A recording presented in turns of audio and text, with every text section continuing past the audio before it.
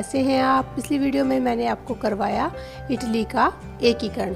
ये यूरोप के राष्ट्रवाद का जो है तीसरा भाग था। आज मैं आपको चौथा भाग करवाऊंगी, जर्मनी का एकीकरण। तो चलिए मेरी वीडियो की तरफ।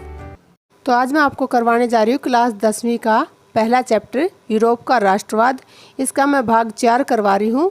इसमें मैं करवाऊंगी आपको जर्मनी का एकीकरण। जर्मनी में क्या है कि जर्मनी अनेक छोटे छोटे राज्यों में बटा हुआ था। मतलब क्या था कि जर्मनी कोई एक जगह को हम जैसे ये प्रॉपर ये है कि ये जर्मनी है, ऐसे नहीं कह सकते।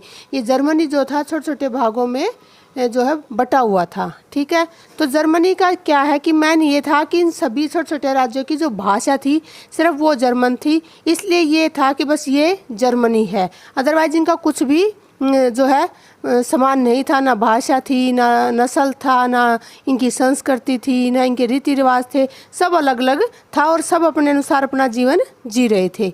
इसके क्या है कि मैन जो है मैं वो बताती हूँ कि जो उत्तरी जर्मनी है उसमें 2 राज्य बड़े थे, प्रशा और सैक्सनी।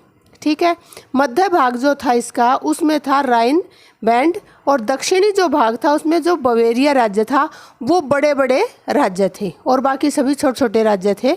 ठीक है, तो अब मैं शुरुआत किससे कर रही हूँ आपकी कि जो सबसे पहला प्रयास किया गया जो है 18 मई 1848। इससे पहले भी जो है प्रयास किया गया था यूरोप के अंदर, लेकिन वो कुछ क्रांति हुई, कुछ विद्रोह हुए, उनको जो है दबा दिया गया बड़े बड़े राजाओं के द्वारा, तो उसको जो है सक्सेसफुल नहीं होने दिया। फिर एक बड़ा प्रयास किया गया फ्रैंकफर्ट संसद के द्वारा। ये 18 मई 1848 में जो है ये प्रयास किया गया, संसद बनाई गई। राजनीतिक संगठनों ने फ्रैंकफर्ट शहर में एक नेशनल असेंबली आयोजित की और उसमें प्रस्ताव रखा, क्या रखा कि भाई जो है इस जो जर्मनी है उसको एक किया जाए और उसका एक संविधान हो।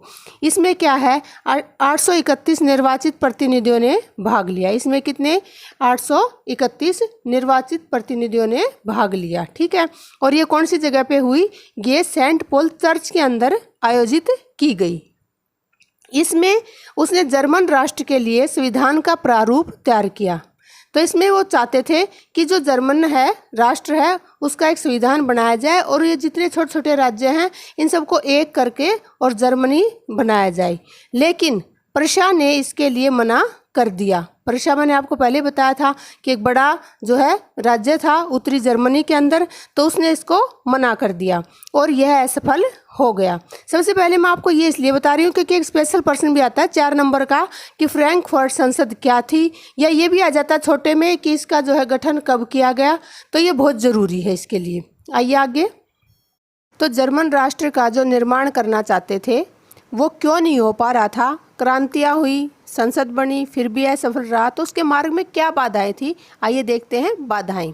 पहली बाधा क्या है कि अनेक राज्यों में विभक्त। एक तो जो है जर्मनी इतने भागों में बटा हुआ था कि उसको इकट्ठा करना इतना आसान नहीं था।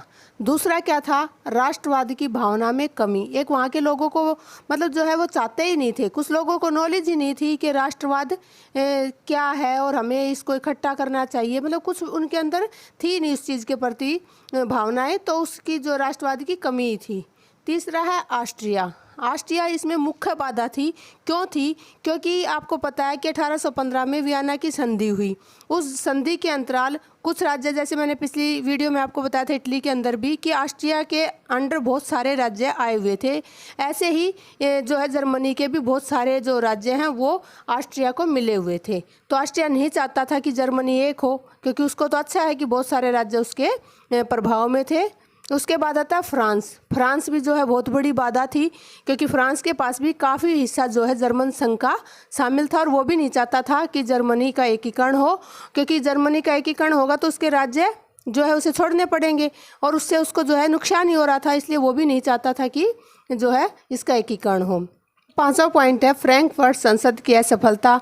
जब यूरोप के अंदर क्रांतियाँ हुई, काफ़ी विद्रोह हुआ, उसे जो है दबा दिया गया। फिर फ्रैंकफर्ट संसद बिठाई गई जर्मन को एकीकृत करने के लिए, लेकिन वो भी असफल हो गई। तो इतना होने के बाद लोगों के मन में ये हो गया कि भाई जर्मन जो संघ है वो नहीं बन सकता, इसका एकीकरण संभव ही नहीं है। इतने प्रयासों के बाद भी विफल हो रहा है तो ये संभव नहीं है। तो लोगों के मन में जो है नकारात्मक भावनाएं उभर कर सामने आई, तो ये भी एक बहुत बड़ी बाधा बनी। फिर है छठा पॉइंट मैटरनिक। मैटरनिक कौन था? ऑस्ट्रिया का चांसलर था, और वो बिल्कुल नहीं चाहता था कि कोई भी जो जैसे वो इटली का भी नहीं चाहता था कि एकीकरण हो, और वो जर्मनी का भी नहीं चाहता था, क्योंकि उसको क्या लगता था कि अगर इनका एकीकरण होगा तो ये बड़े राज्य के रूप में उभरेंगे, और वो बिल्कुल नहीं चाहता था कि कोई भी राज्य उसके सामने एक ताकतवर या एक शक्ति के रूप में उभर कर सामने आए। तो मैटरनिक भी एक बहुत बड़ी बाधा था। तो अब हम कराते हैं सहायक तत्व। इसमें सबसे पहला पॉइंट क्या है? सहायक तत्व क्या होते हैं? जो सहायता करते हैं। किस में सहायता की? एकीकरण में। ठीक है, ये वो तत्व हैं जिन्होंने पूरे जर्मनी को एक करने में मदद की। पहला पॉइंट है बुद्धिजीवी का होना। बुद्धिजीवी का क्या मतलब है? बुद्धि वाले व्यक्ति। उन्होंने क्या सोचा कि भी बाहर के आदमी आके हमारे ऊपर राज कर रहे हैं, हमसे टैक्स वसूल कर रहे हैं, तो हमें मतलब जो है इकट्ठा होकर अपने जर्मनी को एक करना चाहिए, ताकि जो टैक्स है वो हमारे ही देश में लगे और हमारे देश का विकास हो। ठीक है, उसके बाद आए राजनीतिक चिंतक, जिन्होंने राजनीति के बारे में जो है चिंता की। उसमें आते हिगल, कांट आदि। इन्होंने राजनीति के बारे में बताया, लोगों को इकट्ठा किया और अपने विचार दिए कि जो राज्य है वो एक है और इसमें जो व्यक्ति बसते हैं वो सभी एक है। इन्होंने ये भी बताया साथ साथ लोगों को कि अगर हम सब एक हो जाते हैं और हमारे जो देश का एकीकरण हो जाता है, तो जो देश के अंदर जो भी होता है वो हमारा होगा, ना कि विदेशी शक्तियाँ, बाहरी शक्तियाँ आकर हम पर राज करेंगी। तीसरा पॉइंट है नेपोलियन का योगदान। कई बार क्वेश्चन पूछ लिया जाता है कि नेपोलियन ने जर्मनी के एकीकरण में क्या योगदान दिया। तो नेपोलियन ने क्या कर रखा था? कब्जा कर रखा था जर्मनी के छोटे छोटे राज्यों पे। मैंने आपको बताया छोटे छोटे राज्य कितने थे? 300 राज्य थे बेटा। नेपोलियन ने क्या किया? उनको 39 राज्यों में बदल दिया, 300 को जोड़कर। तो सबसे पहले जर्मनी के एकीकरण की शुरुआत नेपोलियन ने ही की थी। दूसरा उसने क्या किया? राष्ट्रवाद की भावना का उदय। जब नेपोलियन यहाँ पे राज करता था तो यहाँ से टैक्स वसूलता था, लोगों को ज़बरदस्ती अपनी सेना में ले जाता था, तो लोगों के मन में जो है इसके प्रति हीन भावना आने लगी और वो सोचने लगे कि हमें हमारा अपना राष्ट्र स्वतंत्र होना चाहिए। तो उन लोगों में राष्ट्रवाद की भावना उभरी।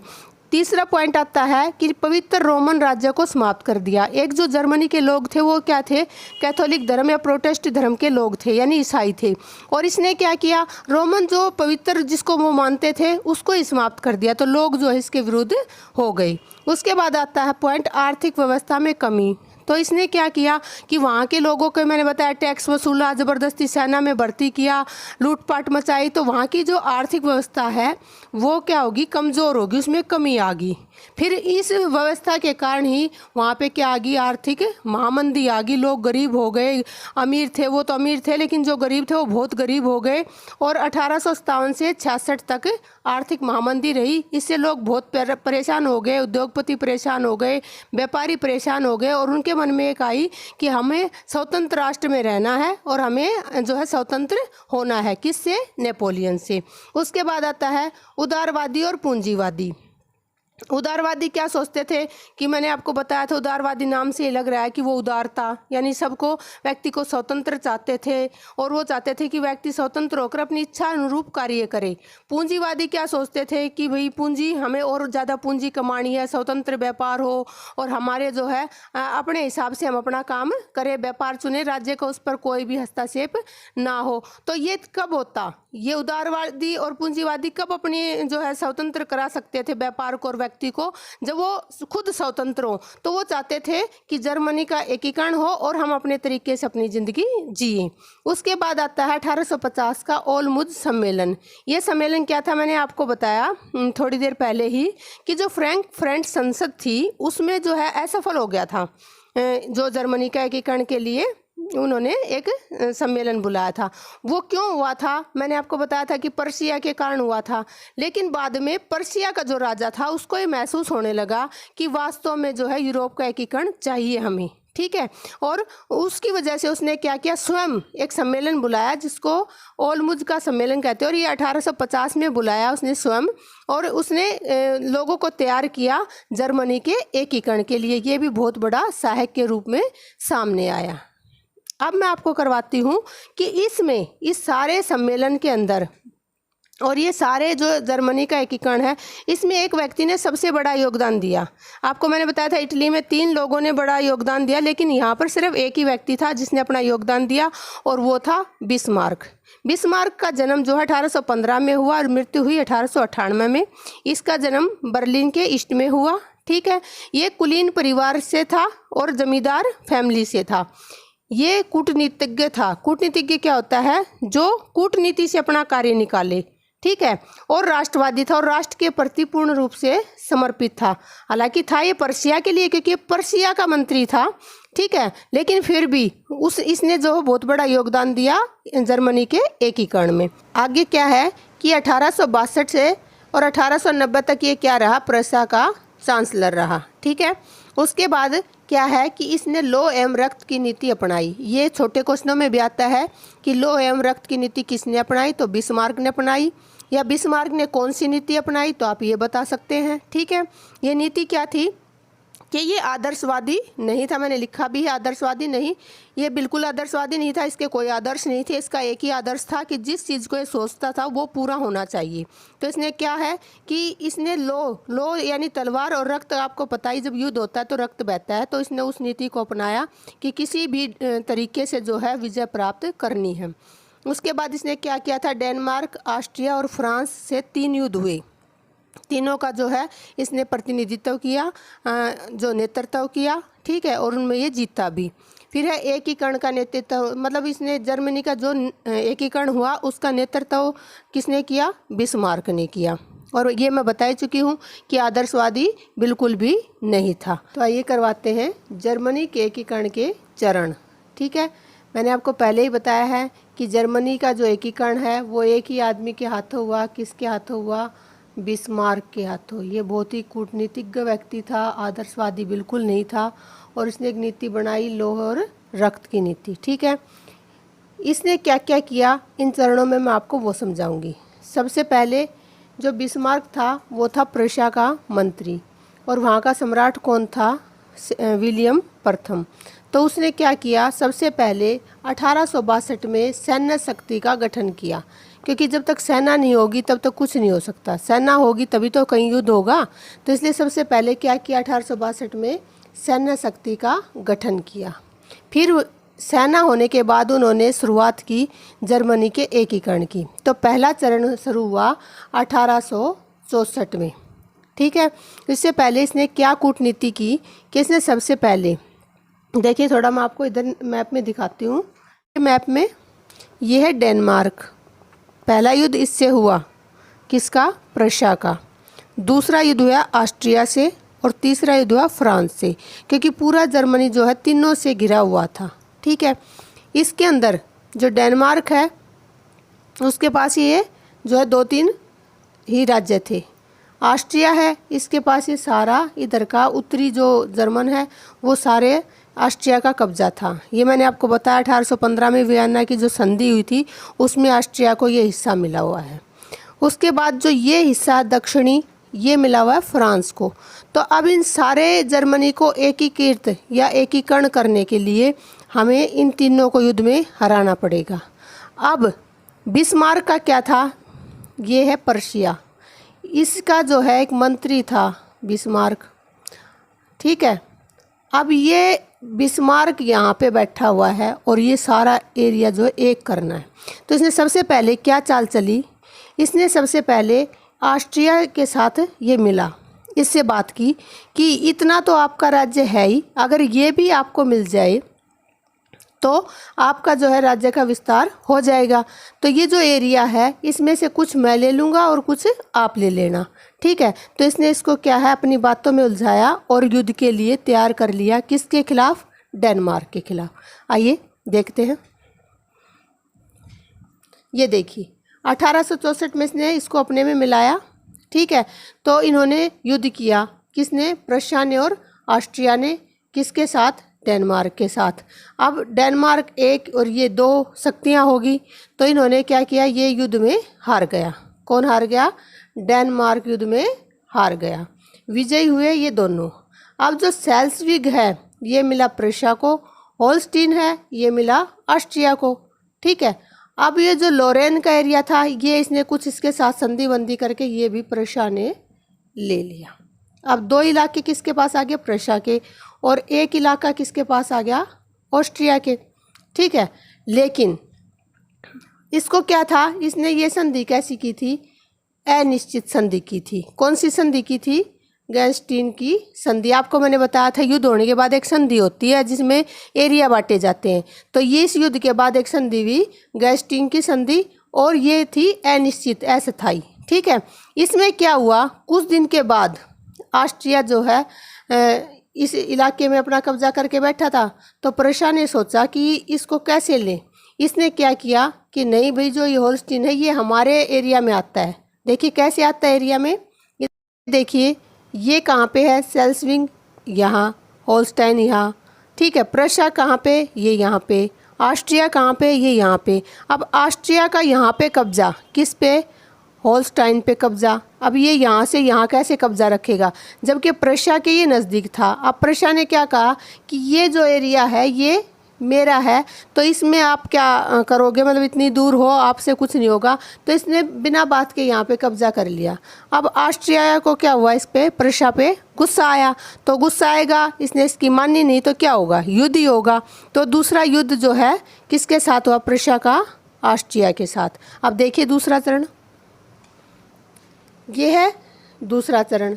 ठीक है, इसमें क्या हुआ? प्रशा और ऑस्ट्रिया का युद्ध। इसमें ये दोनों सहयोगी बन के लड़े थे डेनमार्क के खिलाफ, लेकिन अब जो है बिस्मार्क ने एक अलग ही नीति की। क्या की कि उसने जो है पहले इसको अपना दोस्त बनाया और डेनमार्क से ये एरिया छीना। अब इसके खिलाफ युद्ध करके, और अब इसके जो एरिया है, जो 22 राज्य हैं इसके अंडर में, उनको एक करना था। तो इसने सबसे पहले क्या किया बिस्मार्क ने, कि पहले फ्रांस को खुश किया कि मैं आपको कुछ एरिया दे दूंगा, आप हमारे अंदर युद्ध होगा, आप हमारे बीच में मत आना। रूस के पास पहले प्रशा का जो ये था बिस्मार्क, ये उसके पास रहता था, तो इसने कहा कि आप भी मेरे मामले में मत बोलना। इंग्लैंड और इनको इन्होंने चुप करवा दिया कि हमारा मामला है, आप ही हमारा सहयोग मत करना। इटली को मौका मिला ही था। मैंने इटली के एकीकरण में आपको बताया था कि जब ऑस्ट्रिया का जो है युद्ध हुआ था इधर प्रशा से, तब इटली के अंदर जो है एकीकरण संभव हुआ था। ठीक है, तो ये अपने आप ही नहीं आ सकता था, तो इसलिए इन्होंने क्या किया कि इनको अपने में मिला लिया कि आप हमारे बीच में मत आना, ना इसके साथ आना ना मेरे साथ आना। तो ये हो गए चुप। अब इसने क्या किया, प्रशा ने ऑस्ट्रिया के साथ युद्ध किया। ये युद्ध हुआ था 1866 में, और इसको कहते हैं सेंडोवा का युद्ध। ठीक है, युद्ध में क्या हुआ, ऑस्ट्रिया हार गया। क्यों हार गया? क्योंकि ऑस्ट्रिया काफ़ी दूर था। अब इसमें क्या हुआ कि इन्होंने एक संधि की, प्राग की संधि।